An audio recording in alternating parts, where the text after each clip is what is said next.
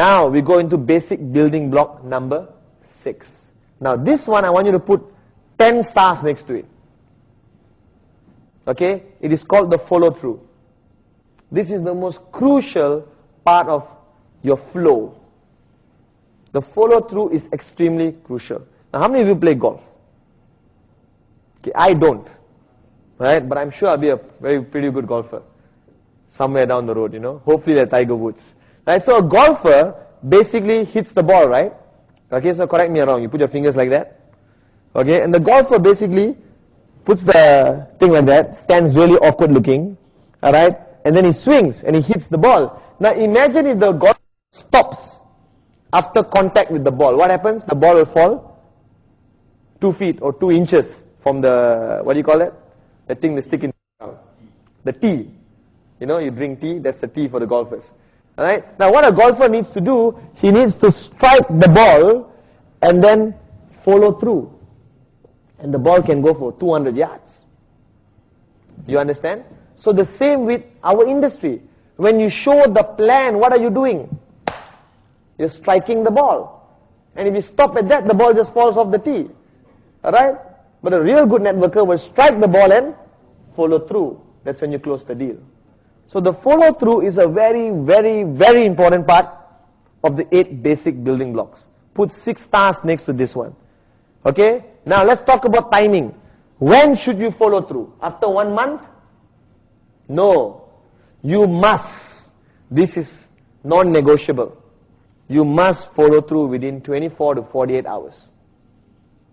You must get in contact with your prospect within 24 to 48 hours. That is a must. Let me tell you why. You must always strike when the iron is hot. If you leave him for a while, he will start to get cold.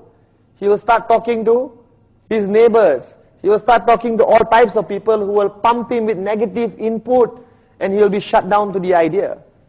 Okay? So after showing the plan, also remember, tell the person not to go and talk to anyone. You must say, they will still talk to people, trust me, but you must say. Now to prevent too much damage, you must follow up or follow through within 24 to 48 hours.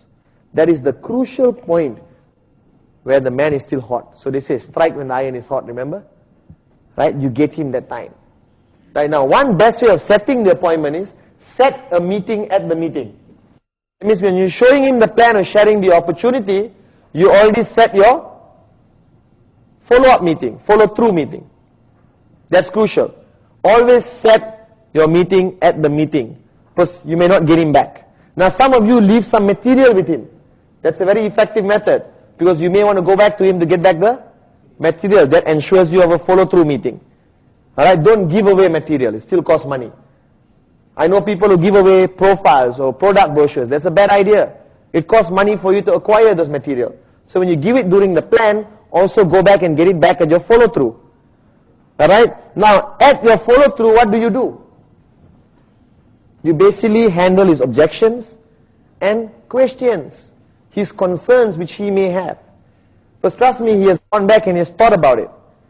Alright? He has processed all the information he got during the plan, and now you got tons of questions and concerns, which you are basically going to be handling. Now, if you are basically a new person in the business, do you start showing plans on your own in the beginning? You always get your leader to follow you. Minimum the first 5 to 10 plans. Alright? What do you do during the plans? The first few plans you sit down and nod your head. Agree with everything your leader says.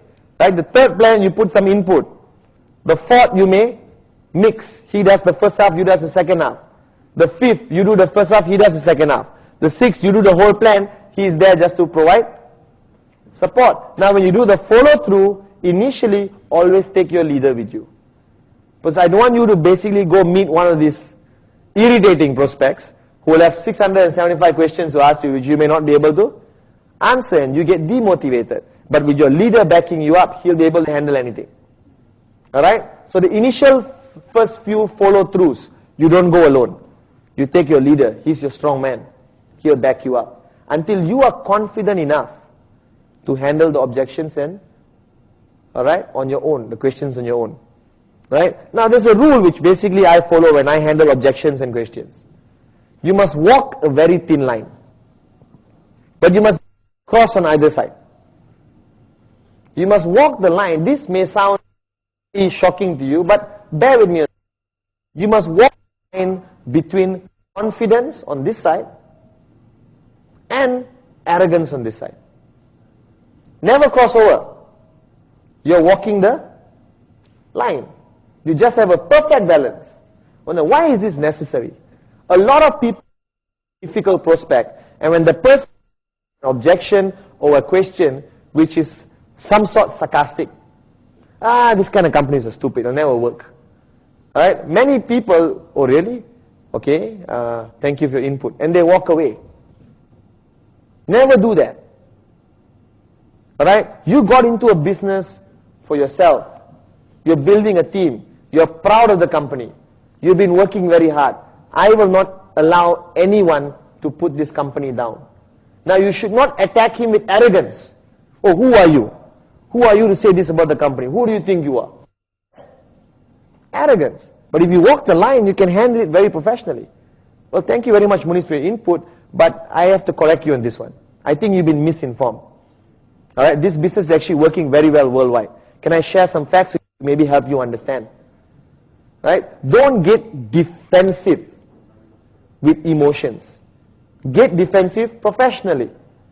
Alright? So if you own a restaurant and somebody says your food is lousy, will you keep quiet? No, what do you know? Come and taste, be part of the Gold Quest family. I'm proud to be a networker. It's a powerful industry, and I will not allow anyone to mock my industry. I will not allow anyone to mock what I'm building for the future of my kids and my family. Correct? Alright, but you can handle it. Now, one thing I train is I always teach people how to slap with a kiss. Alright? Now, never slap and leave him pissed off or angry. Slap with a kiss. Alright? That's a very good point, Muniz. You're saying this business doesn't work. Actually, to be honest, I would actually like to know why you think that. Alright? Maybe I can get a piece of paper and a pen and maybe you can show me why you think this business doesn't work. Alright? Now, 9 out of 10 people say it without even knowing why. Correct? And when you give them a piece of paper and pen, very few will be able to even come close to explain why this business doesn't work. They listen to their neighbor, their next door veterinary doctor's sister-in-law, and they come up with this opinion. Alright? So always when you handle objections, be proud of what you do. Maintain your posture. Do not allow someone to mock what you do. You can walk away losing that prospect, but hold on to your pride. Because you are not honestly. Alright? Now when you handle an objection, there's basically 3 words you must remember. The 3 F words. Alright? Is basically feel, felt, found. These 3 words. Feel, felt, found. Alright? Let me show you an example. Now, just say Mr. Joe Fabregas. He's my prospect. Difficult prospect. He's sitting there and telling me, blah, blah, blah, blah, blah, blah, blah. How do I know the coin is real? Now, in your mind, it's a stupid objection, right? Well, of course the coin is real, man. But to him, it's a valid concern. Alright, so you can say, what a stupid question, sir. Of course the coin is real. You could handle it that manner. What happens? You make him upset, you lose him as a prospect. How I would handle it, or how you should handle it is, well, fantastic, Mr. Fabregas. To be honest, I know how you feel. That was how I felt. But this is what I found out. So always remember, feel, felt, found. Feel, felt, found. Alright, this company cannot be trusted. Oh my God, I know exactly how you feel. As a lawyer, that's exactly how I felt at the beginning. But you know what I found out? Then you list down, Makitalo, Olympic, Games, coin, alright, FIFA, Sukarno. Now we're going for George Lucas, alright, Miami, 130 years old. You understand? But don't attack him. Embrace him. Make him feel comfortable enough to accept your answer. You understand? So feel, felt, found, and always be proud of what you do. Never at one point show this person that you're ashamed of what you do. Because I have faced objections where people say, Padman, you're a qualified lawyer and you're doing this. I said, of course I'm doing this. This is the wave of the future. Man, I'm so happy I gave up my legal career. I look at some of my friends today, they're not going anywhere. They're stuck in a rut, but this is what I really want to do. And I share with them the power of networking. Alright? Now if you're dealing with a couple, it's best to have the couple there during the follow-through also. Okay? So there are many objections and excuses. Alright? Now let me tell you the truth about objections and excuses. There is no such thing. 99% of people give you objections and excuses because they don't know how to say no. They're already saying no in their mind, but they're disguising it as some objections. So you answer, the coin is real. Next, he'll come up with, can I trust this company? Next, will this network last? Next, how do I know whether I'll get paid? You understand, it never stops. What is he trying to say? No. Alright? So don't sit down there and think, I have to get this guy. I'll answer all his objections and excuses. I must get this guy. I can't lose this guy. No, some people may just say no. Now, the majority of people in this business who say no are not actually saying no to you. They're not saying no to Gold Quest. They're saying no to themselves. And why they say no to themselves is because they have a fear that they will fail. My experience. Alright, they're actually saying no to themselves because I'm afraid to do it because I'm afraid of failing. Right? They're afraid of losing. They're afraid of coming out a loser. What will people say if I give it a try and I fail? That's actually what they're saying. We thought about this a long time. And no semi-intelligent person could say no to such a powerful business. They're actually afraid to fail. You understand? So when you handle objections and excuses, number one, handle it, stay with it. And how do you do it? Slap with a kiss.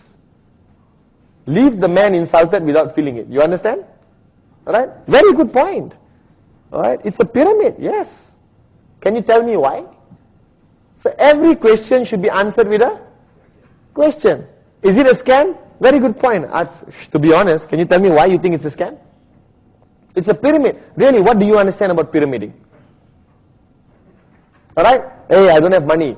I know how you feel. That's how I felt. But you know what I found out? Getting $460 is not too difficult if you're serious about your dreams. If you're serious about what you told me earlier before this plan, that you wanted to do this for your kids. I don't think $460 should be something stopping you from creating a better future for you. You understand? So your follow-through is a very crucial building block. Because that's where you get the person to either say yes or no. Very important. Right? So walk the line between confidence and arrogance. Do not let your posture down. I'm a businessman. You need me more than I need you. And I'm giving you a chance to improve the way you live. Alright? So tell me your objection again. Fantastic. I know how you feel. This is how I felt. This is what I found out. Stop. Alright? This company is a scam. That's a very good point, but can you please share with me where you got this information from? Why do you think it's a scam? Throw back the questions to the person. Now, if you do not know the answer to his question, do not lie. Because he will come back to you and find out. Alright? Be honest. I'm sorry, Mr. Fabregas. Actually, I don't know the answer to that question. By the way, it's a very good question. Right? Can I get back to you by tomorrow with my leader? Talk to my leader and get the answer. You understand? Okay? That's one way of doing it. So when you don't know the answer to the question, get the answer and get back to the person. Now if you promise to get back with the answer tomorrow, make sure you do it. Or not, you lose credibility and posture with the person again. Alright? Now the follow-through is extremely, extremely crucial. I cannot stress enough on the follow-through. Within 48 hours, you must be in touch with the person. Now if the person leaves town, email, phone call, something. He must hear from you to know that you're serious about this business. He must know that you're willing to follow through within 24 to 48 hours. Okay? That's building block number